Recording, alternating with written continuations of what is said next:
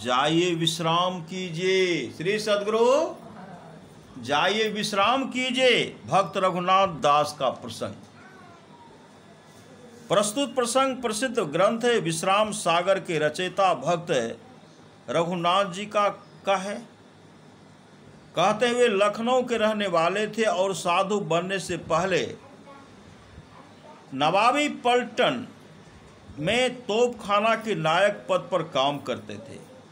वे हर रोज ठाकुर का पूजन करके विधिवत भोग लगाने के पश्चात सेना की सेवा में उपस्थित हुआ करते थे।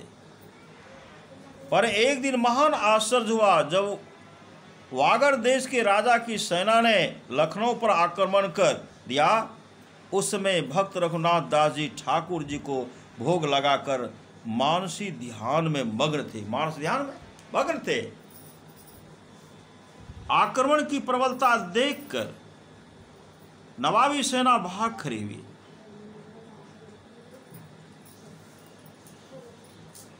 आक्रमण की प्रबलता देखकर नवाबी सेना भाग खड़ी थी।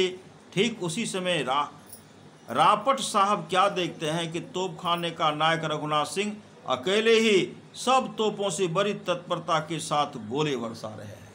सब भाग गए, वही बरसा रहे हैं। विशेषकर यह देखकर रापट साहब चकित रह गए कि गोलों का निशाना अचूक है, जिससे शत्रु दल बड़ी शीघ्रता से नष्ट हो रहा है।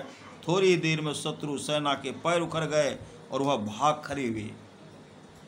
युद्ध शांत होने पर रघुनाथ जी का ध्यान भंग हुआ। वह डरता डरता कार्यालय गया, यह सोचकर कि आज मुझे सैनिक दंड अवश्य मिलेगा, क्योंकि वो श्री सद्गुरु वे ध्यान कर रहे थे, लेकिन उसी रूप में क्या देखते तो गोली चला रहे।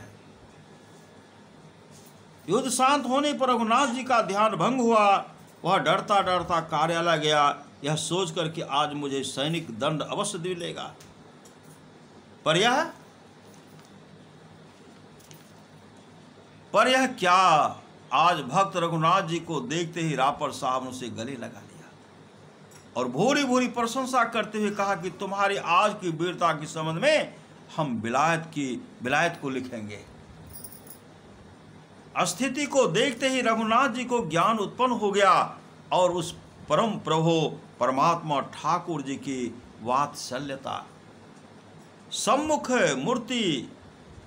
मूर्तिमती हो उठी। सांसारिक माया जाल से निर्भीक हो रघुनाथ जी ने वास्तविकता बता दी कि आज के युद्ध में मैं शामिल ही न हो पाए थे। किंतु रापट साहब ने एक भी न माने।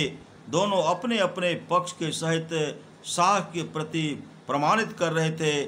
अंत में यह कहते हुए रापट साहब ने रघुनाथ जी को आदेश दिया कि जाइए आप विश्राम कीजिए, क्योंकि कठिनतम श्रम और शौर्य का कार्य करने के कारण इस समय आपकी मन स्थिति ठीक नहीं है। साहब के कार्यालय से लौटते ही भक्त रघुनाथ जी ने अपना त्याग पत्र भेज दिया और सदा के लिए विश्राम करने लगे, अर्थात साधु बन गए। श्री सद्गुरु साधु बन गए। श्री सद्गुरु।